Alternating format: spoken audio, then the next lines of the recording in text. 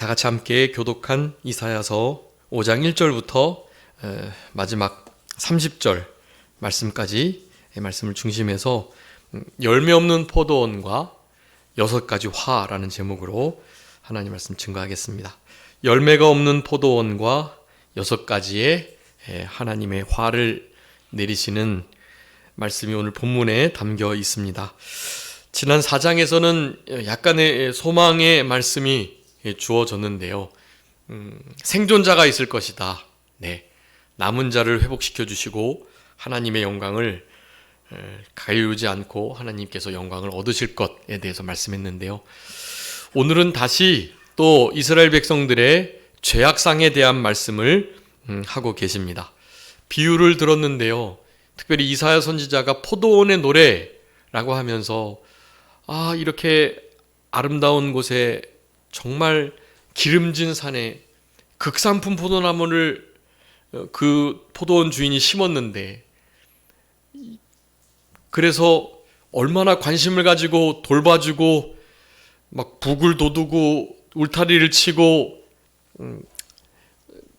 정말 거름을 두루 파고 주고, 하여간 더 이상 할 게 없을 만큼, 할 것이 정말로 없을 만큼 최상의 환경을 만들어 주셨음에도 불구하고 극상품 포도나무 심었는데 그 나무가 글쎄 들포도, 그러니까 악취나는 먹을 수 없는 열매를 맺혔다라는 것을 그렇게 말씀하면서 우리 하나님께서 포도원 주인과 농부로서 얼마나 가슴이 아픈가에 대한 말씀을 하고 계시는 거고요.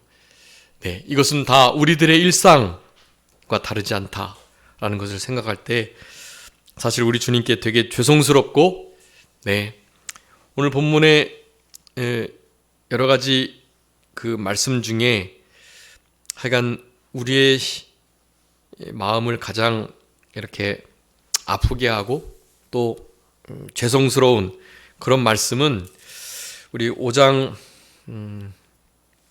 12절의 말씀인데요.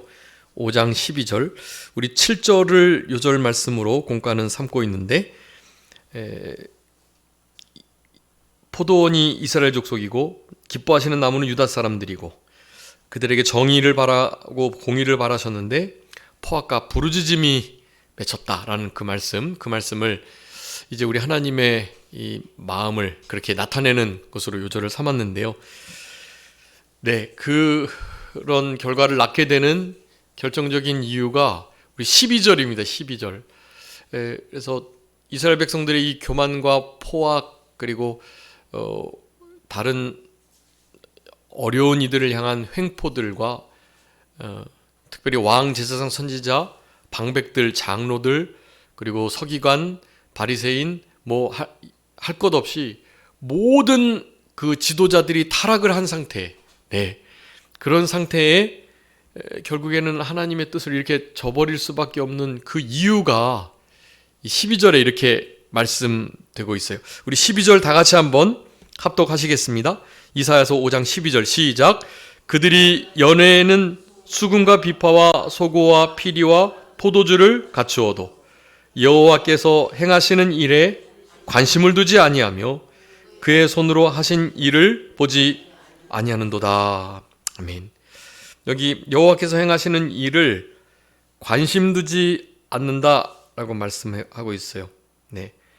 하나님께서 하시는 일, 그리고 어디에 마음을 쓰고 계시는지, 이런 일에는 아주 그냥 일절 관심이 없는 상태, 이런 상태이니 하나님께서 기뻐하시는 열매를 맺혀 드릴 수가 없는 거죠.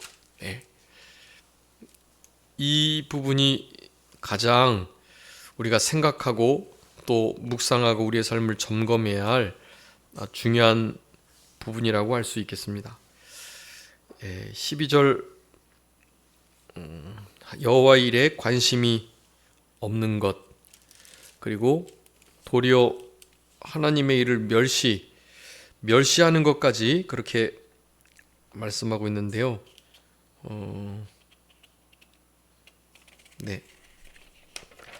이스라엘 백성들의 이런 죄가 우리에게 이렇게 이어지지 않도록 정말로 삼가 조심하면서 이런 하나님의 준엄하신, 오늘 후반부에 보면 그 하나님의 진노와 심판을 특별히 이방인을 들어서 그렇게 하겠다.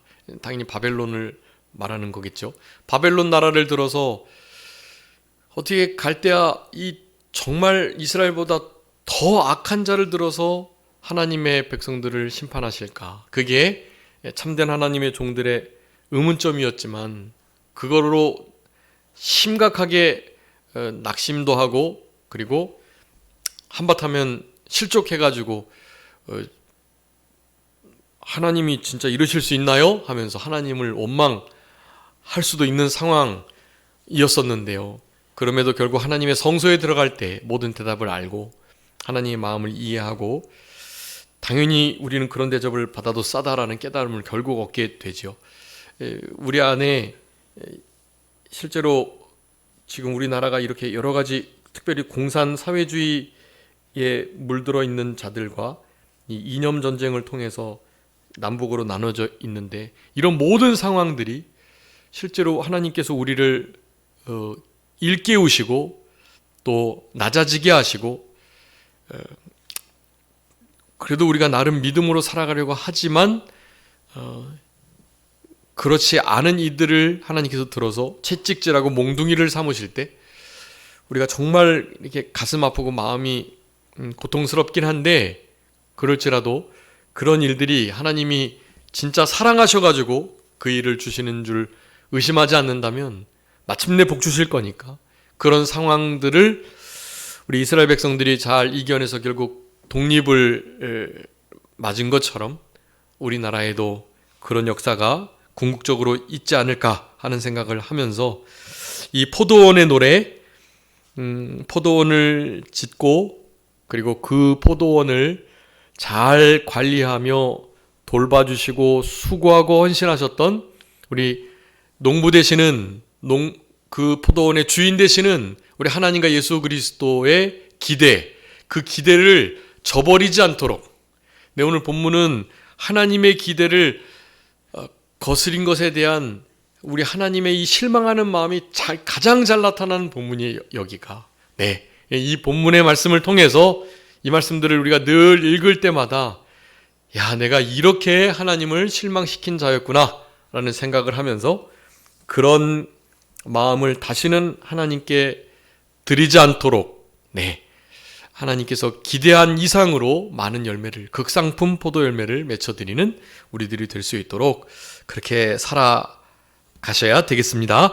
여러분 오늘 본문의 말씀 이제 3절 기니까요. 좀 나눠보면 1절부터 7절까지 극상품 포도를 우리 하나님께서 준비하셔서 심으시고 그렇지만 그 열매는 들포도를 맺혔음에 대한 비유를 하고 계시고 8절부터 23절까지는 그렇게 맺혀진 들포도, 그 들포도의 구체적인 내용들을 기록하고 있습니다. 특별히 6가지 화를 받을 수밖에 없다라고 말하면서 어떠어떠한 자는 화 있을진저.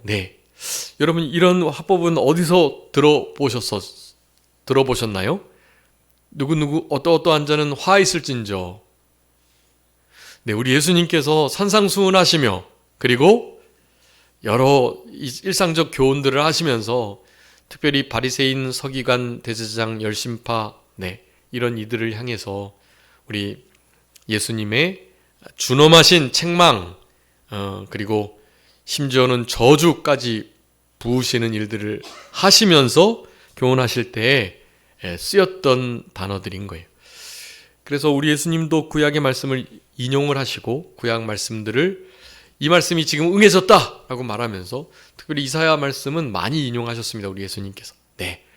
아마 이런 어투를 우리 예수님도 그렇게 읽으시고 또 일부러 사용을 하셨던 것 같아요.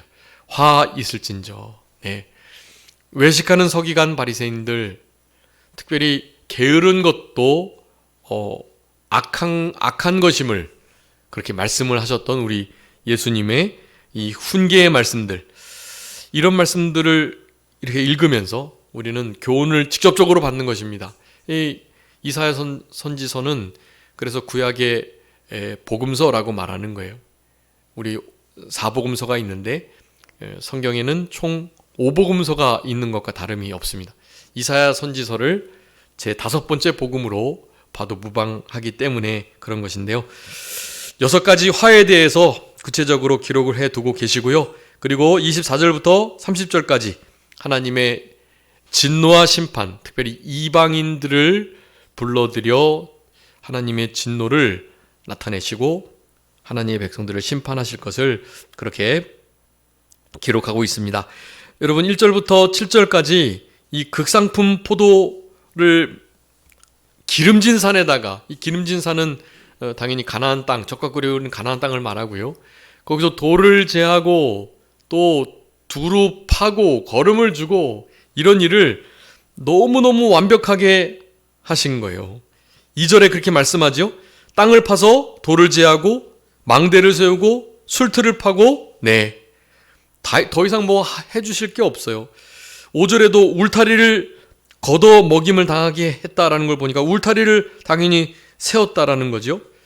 그래서 가지를 잘라주고 6절에 북을 돋우어주고 비를 내려주시고 이런 일을 계속 하셨다는 거예요.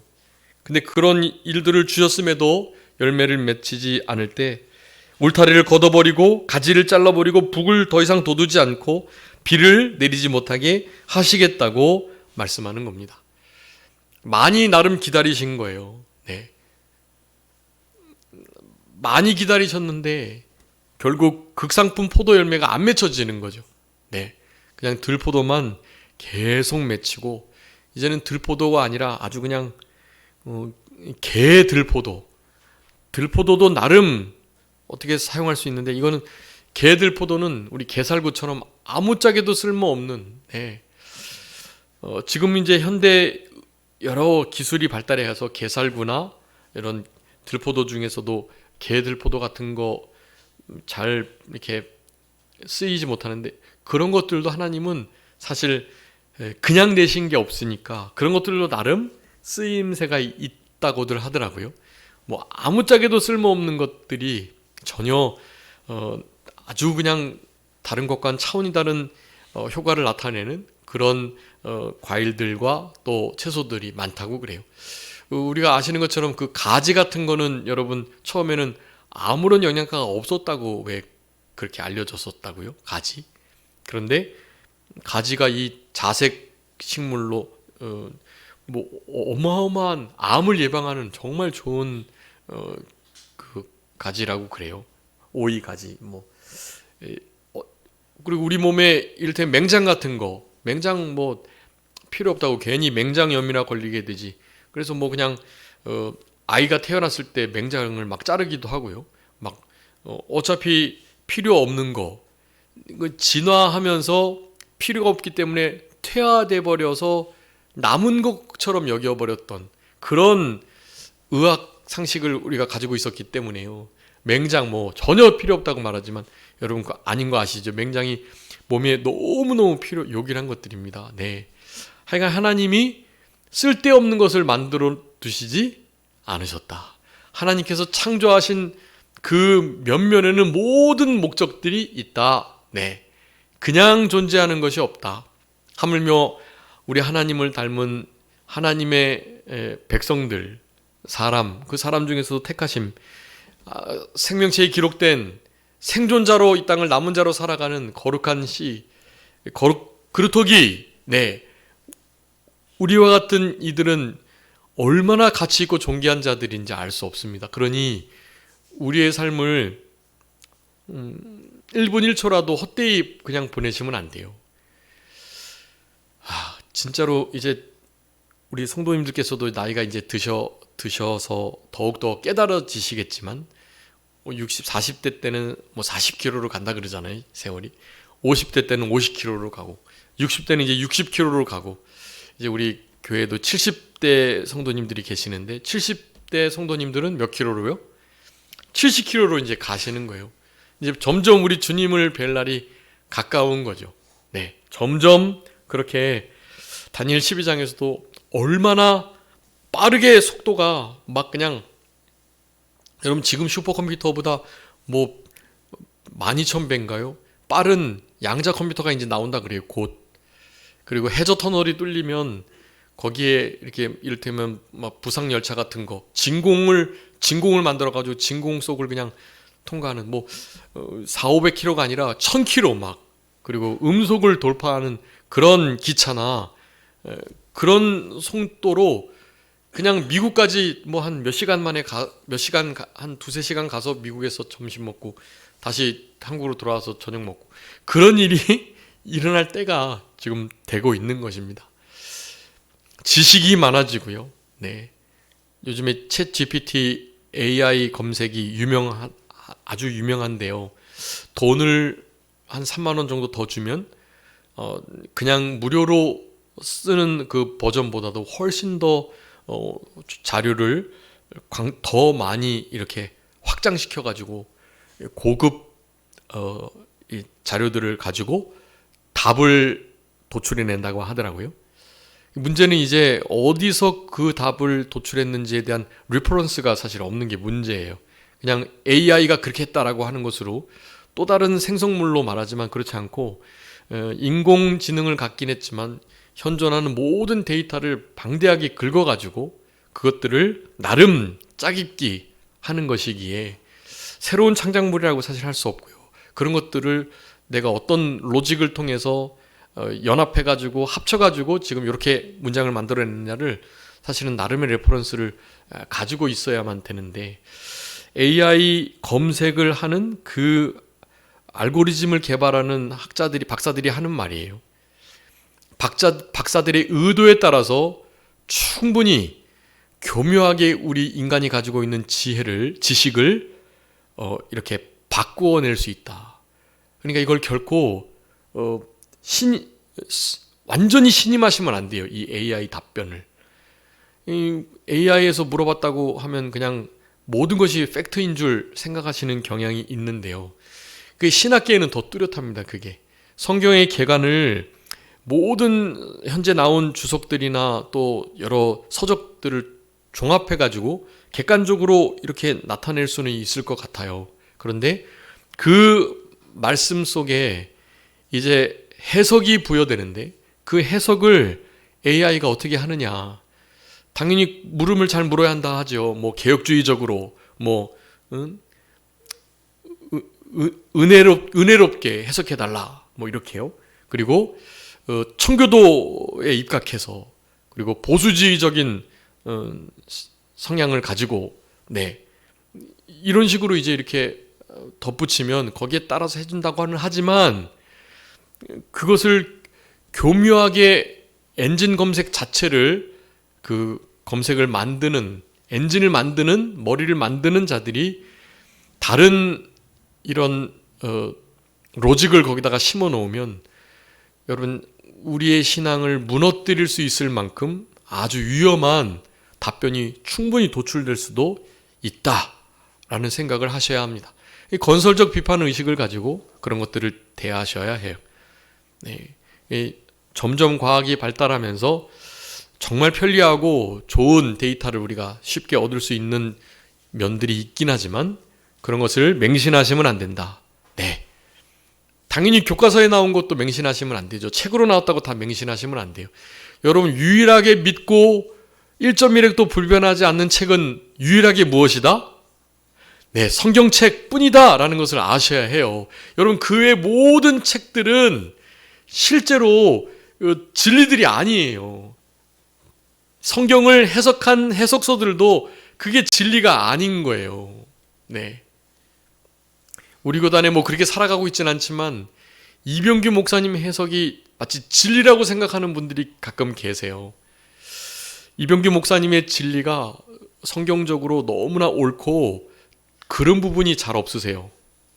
그런데 개혁주의적으로 볼 때 그리고 실제로 성경학적으로 볼 때 흔히 말하는 알고리즘 있죠. 그것을 영적 풍유적 해석이라고 하는데 목사님이 기도실에서 기도하시면서 깨달은 거예요. 그런 깨달음이 사실 원래의 컨텍스트하고 약간 벗어나는 경우들이 있어요. 그런 해석들은 충분히 용인이 됩니다. 네. 그렇지만 그것을 개혁주의적이다라고 말을 할 수는 없는 해석들이 충분히 있을 수 있거든요. 우리 실생활에는 도움이 되지만 그게 개혁주의적인 해석이 아닐 수는 있어요. 그런 것들을 무시한 채 마치 성경의 권위처럼 이병규 목사님의 강해설을 권위를 갖는다고 믿는 사람들이 있단 말이죠. 좋습니다. 그것도. 그분이 그렇게 말하는 분은 이병규 목사님처럼 실제로 살아내고 그런 말을 하라는 거죠. 살지도 못하면서 말만 그렇게 하는, 그리고 다른 해석들을 하는 것을 비판하는, 이런 것은 결코 옳지 않다. 이병규 목사님이 고 목사님께도 그랬던 것처럼 우리 이 해석 말고 더 다른 깊은 해석들이 많다. 근데 우리 교단은 이 해석을 따르려고 한다. 그렇게 노선을 정한 거지. 그게 다가 아닌 것을 이걸 알아야 되는데 그렇지 못한 분들이 너무 많은 것 같더라고요. 좀 안타까운 일인데 좋습니다. 그렇게 믿으신다면 그 이병규 목사님의 해석대로 좀 살라는 거예요. 좀 양심 좀 똑바로 쓰고 거짓말하지 말고 정죄 비판하지 말고 무슨 일 하든지 죽게 하듯 전심전력, 일심전력을 좀 기울이고, 그리고 진짜 우리의 신앙 양심을 날카롭게 쓰면서 말이죠. 네, 그렇게 해 나가야죠. 그것은 안 하면서 말만 하는 것은 그건 바리새인과 전혀 다르지 않다. 지금 이스라엘 백성들이 범하는 이 범죄와 다르지 않다라는 것을 우리는 알아야만 하는 것입니다. 여러분, 지혜와 지식이 늘어남에 따라서 사실 문제들이, 예전에 보지 못했던 문제들이 많이 도출될 수 있습니다. 네. 그런데 어떤 목사님은 또 지혜와 지식이 많아지니까 그것이 잘못됐다고까지 말하는 거예요. 그건 잘못된 게 아닙니다. 지혜와 지식은 많아지고 점점 풍성해져서 우리가 주님을 더욱더 깊이 알아가는 것으로 삼아야죠. 그런 것이 두렵다고 깊이 알아가는 일을 그치면 안 되잖아요. 너무 아는 게 많아가지고 좌우가 나뉘었다. 좌가 우를, 우가 좌를 정죄하고 비판한다. 이렇게 하면 안 된다. 이런 식의 말씀을 하시는 것을 제가 들었는데요. 여러분, 그런 것들 당연히 옳지 않고요. 하나님께서 다니엘 12장 분명히 말씀하셨잖아요. 그대로 그렇게 이루어질 것을. 우리는 그 속에서 양심을 쓰면서 하나님께서 기뻐하시는 뜻을 찾아가지고 행해 나가야죠. 그 지식이 많아지는 것 때문에 일이 됐다라고 비판하는 것은 결코 옳지 않은 그런 해석들이라고 할 수 있겠습니다.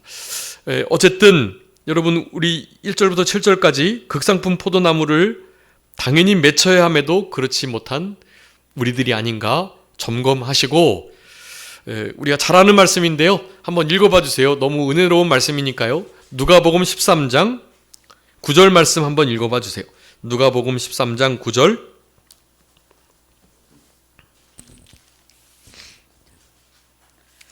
누가복음 13장 9절. 만일 열매가 열면 좋거니와 그렇지 않으면 찍어버리소서 하였다 하시니라. 아멘. 네, 금년에도 그대로 두소서. 네, 두릅하고 걸음을 주고 내가 한 번 더, 한 해만 더 해보겠습니다. 포도원 주인 되는 하나님께 포도원 농부가 되시는 우리 예수님께서 하신 말씀이에요. 네, 한 번만, 금년에만 한 번만 더 참아주세요. 네, 여러분, 그 금년에만 하신 것이, 네, 저는 이제 48년 되는 거고요. 우리 성도님들은 이제 50번째, 60번째 되시는 거예요. 금년에만 좀 이렇게 참아주시면 하나님 정말로 열매 맺힐 수 있도록 한번 해보겠습니다. 우리 예수님이 중보하셔가지고 제가 그 덕분에 그 도우심에 긍휼히 여기시는 은혜로 여기까지 오게 된 겁니다. 올해도 열매를 맺히지 못하면 어떻게 된다고요? 찍어 버리겠습니다. 예수님이 언제 이 말씀을 실천하실지 모른다고요. 언제 실천해도 이상하지 않다고요. 그러니까 이 찍어버리는 일을 하시지 않고 극상품 포도 열매가 매년 새롭게 더 많이 풍성하게 맺혀드리는 그래서 우리 아버지 하나님의 마음을 좀 시원케 해드리는 우리들의 남은 생애가 되었으면 참 좋겠고요. 우리 좋은 포도 맺기를 2절에 바랐는데 뭘 바라셨어요? 7절에 보니까 정의를 바라고 공의를 바라셨는데 포악, 이 포악은 이게 그러니까 미스피크라고 하는 헬라어인데요. 이 혈육, 막 피를 흘리는 그런 뜻이에요. 사륙. 피 흘리고, 그러니까 공의와 정의를 원했는데 피 흘림이, 그리고 막 부르짖는 일들이 생기게 되었다라는 거예요. 하나님께서 원하시는 정반대의 열매가 맺혔다라는 것입니다. 약간 부족한 열매가 아니에요. 그냥 완전 반대의 열매가 맺히는 일이 있었던 것. 우리 주님께서는 열매가 잘못 맺히고 또 제대로 맺히지 않는 이유를 내 안에 있지 않았기 때문이라고 요한복음 15장에 말씀하세요. 나는 포도나무, 너희는 가지기 때문에 가지된 너희들이 내 안에서 나에게 딱 붙어가지고 있기만 하면 열매를 저절로 맺힐 거다. 네, 나를 떠나서는 너희가 아무것도 할 수 없는데 나를 떠나면 진짜 들포도 맺히고 아무런 열매도 못 맺히는 그런 상황에 놓이게 된다. 열매를 많이 맺히는 나무는 내가 더 깨끗하게 하려고 전지하고 더 깨끗하게 닦고 열매를 많이 맺히게 할 거고, 그렇지 않은 이들은 찍혀 나무에서 떨어져 땅에 밟혀 그리고 말라 비틀어져 결국에는 아궁이, 큰 뜨거운 불 가운데로 들어가게 된다. 네, 끊어짐, 버려짐, 말라 비틀어짐, 불쏘시개로 불 가운데 던져진 이런 상태가 돼버리는 거예요. 우리의 심령 상태도 그렇게 될 수 있습니다. 하나님과 멀어지면 그런 일이 실제적으로 일어나는 거예요. 육체적으로도 그렇고 영적으로 정신적으로도 그렇고 그리 됩니다. 우리 아모스 5장 24절에도 말씀해요. 정의를 물같이 공의를 마르지 않는 강같이 흐르게 할지어다. 우리가 해야 할 일입니다. 정의와 공의. 누가 그런 말을 했었죠. 결과는 공의롭고 과정은 공정하고, 누가 그 말 했었거든요. 정반대의 일을 했어요, 그 사람이. 그 일을 지금 우리가 회복하고 있는 중입니다. 여러분, 이 정의가, 공의가 완벽하게 무너진 때가 됐어요. 여러분, 지금 헌재의 재판관들의 면면을 다 보시죠. 우리법 연구회, 국제인권 변호사협회 사람들로 다 차져 있어요, 거기에. 여러분, 그 사람들은 그냥 완전 자기네들을 좌파라고 말하는 법관들이에요. 자기네들은 좌쪽이다. 그리고 지금 대법관 대행하는 그분 헌재 대행은요, 문영배 씨인가요? 자기는 우리법 연구회가 좌측이라고 한다면 나는 가장 좌측에 있는 사람이다. 그렇게 말했던 사람이라고요. 그런 분들이 어떻게 중립적으로 판결을 하겠느냐고요. 공의가 완전 무너진 때가 됐어요, 지금. 전혀 관계없다 그래요. 거기에 있는 우리법 연구에 소속된 판사들이요, 다 이 탄핵에 관계된 사람들이에요. 누나가, 여동생이, 남편이. 그런데 자기는 괜찮대요. 내 가족이 그런 것일 뿐 나는 중립적으로 할 수 있다. 왜 어떻게 중립적으로 할 수 있나? 이해 충돌인데. 본인이 회피 신청하고 그래야죠, 당연히. 여러분, 이 지금 현재의 우리나라의 다른 것은 몰라도 이 사법 체계가요, 정말로 무너져 있는 때가 되었습니다. 이게 어떻게 회복될 기미가 좀 없어요. 근데 지금 이제 여러 집회를 통해서 이제 우리는 헌재를 믿을 수 없다고 이제 막 말을 하니까 이제서야 약간 이거 심상치 않다. 이 국민들이 깨어있는 정도가 심상치 않다. 이제 좀 생각을 하는 것처럼 보이는 것 같아요. 제 생각에는 그렇지 않고요. 여전히 사실 큰 일을 피할 수 없는 그런 상태인데요. 여러분, 이런 것을 어떻게 해결해 나갈 수 있을까요?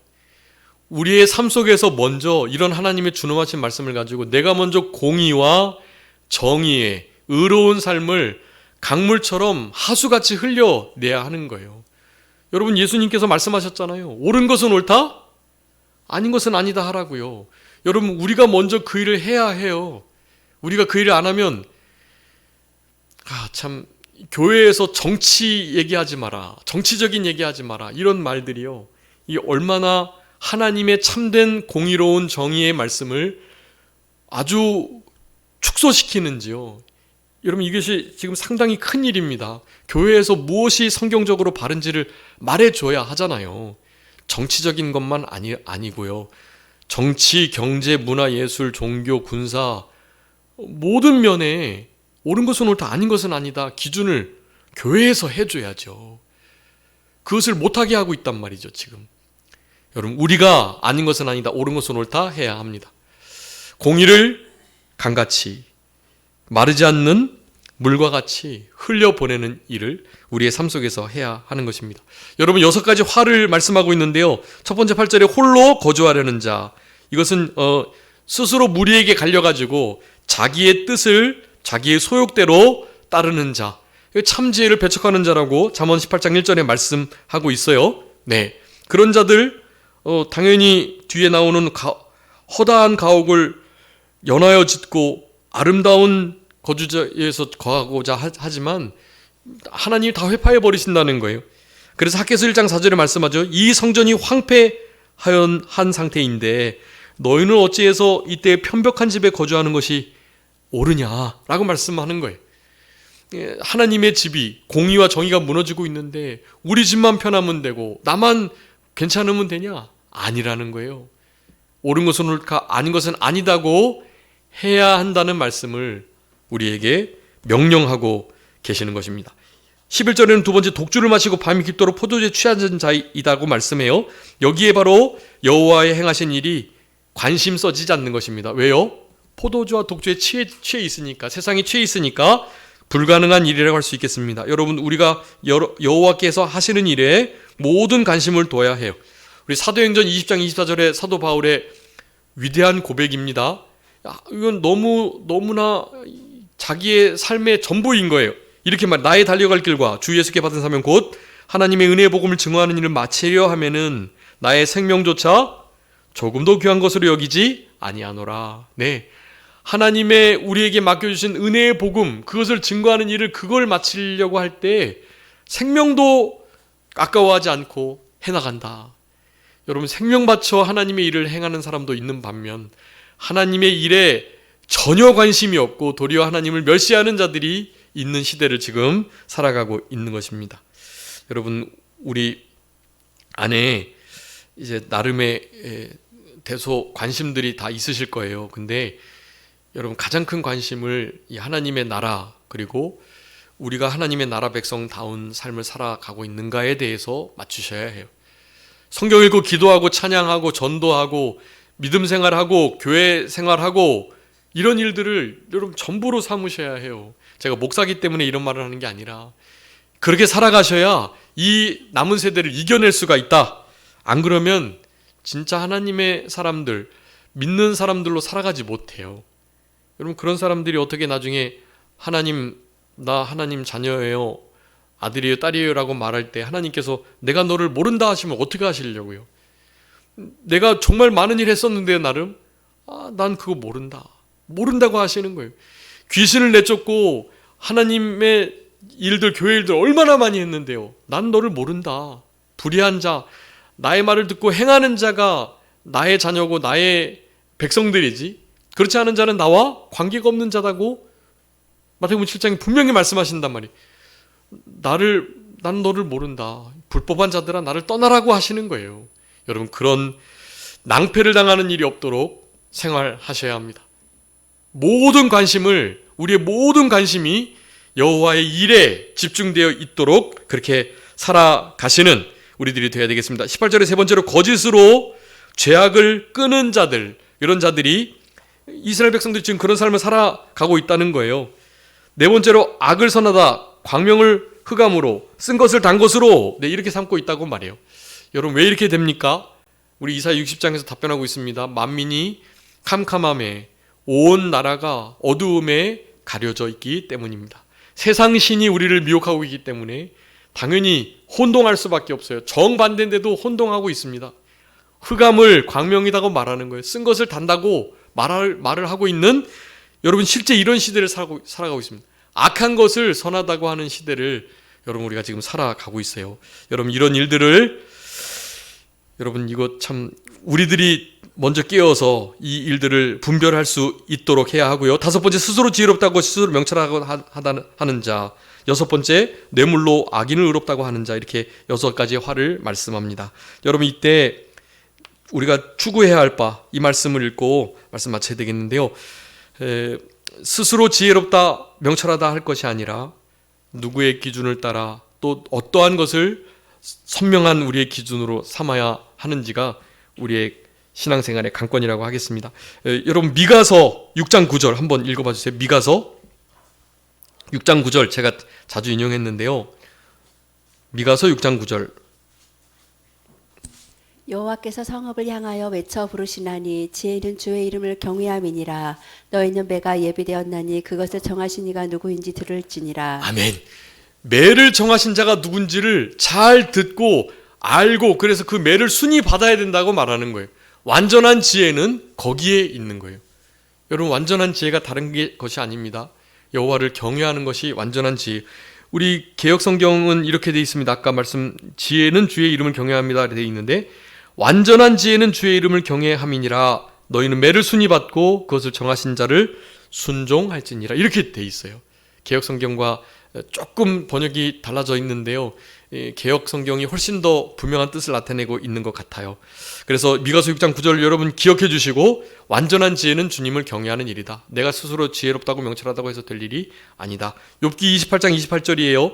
보라 주를 경외함이 지혜요 악을 떠남이 명철이니라. 네, 여러분 21절에다가 미가서 6장 9절하고 욥기 28장 28절 잘 써주시고 우리의 남은 생애 속에 이런 화를 하나님의 진노를 받지 않도록 특별히 그것이 이방인을 통해서 우리에게 진노가 올 때는 정말 답이 없는데요. 그런 일을 여호와 경외하는 완전한 지혜로 악을 떠나는 명철함으로 잘 이겨낼 수 있도록 하나님의 진노를 돌이키고 하나님께서 좀 불쌍히 여기시는 은혜를 입도록 여러분 하나님을 최고로 두려워하고 사랑하시는 그런 복된 나날들이 다 되셨으면 좋겠습니다. 자, 기도하겠습니다. 살아계신 우리 아버지 하나님 감사합니다. 우리를 사랑하셔서 아버지 하나님의 위대하심, 광대하심, 전지전능하심, 창조주로서의 위대한 조성자 되심에 대한 의식을 전혀 하지 못한 채 그저 스스로 나뉘고 스스로 지혜 있다 하고 스스로 명철하다고 하는 그러면서 하나님의 일에 전혀 관심이 없고 도리어 그런 일들을 멸시하는 그런 형편없는 삶을 살아갔던 저희들이 아닌지 주님 불쌍히 여겨주시고 그와 같은 삶을 철저히 회개하며 남은 때 여호와를 경외하는 것으로 우리의 완전한 지혜를 삼게 하여 주시고 여호와를 경외함이 지혜요 악에서 떠남이 그 위대하신 창조주 하나님을 아는 것이 명철임을 기억하면서 우리의 삶 속에 있는 여러 가지 선택해야 할 일들과 현재의 시대사조와 현 시국과 정치, 경제, 문화 모든 영역에서의 옳고 그름을 바로 분별하는 데 있어서 하나님의 말씀과 성경이 그리고 성령님의 감동과 양심이 선명한 기준이 되어서 그 모든 것들을 옳고 그름을 제대로 분별하여 아닌 것은 아니다, 옳은 것은 옳다 할 수 있는 정의와 공의를 강같이 하수같이 흘려내려 보낼 수 있는 우리들의 남은 생애가 되게 하여 주시기를 간절히 바라옵고 우리의 삶 속에 불의를 제하며 하나님을 철저히 두려워하고 가장 하나님을 사랑하는 이 복된 경외의 신앙으로 우리 주님 오실 때까지 살아갈 수 있는 우리 모두가 되게 해주시기를 간절히 바라옵고 그저 모든 것 주님께 맡기오며 살아계신 예수 그리스도의 이름으로 기도 올리옵나이다. 아멘.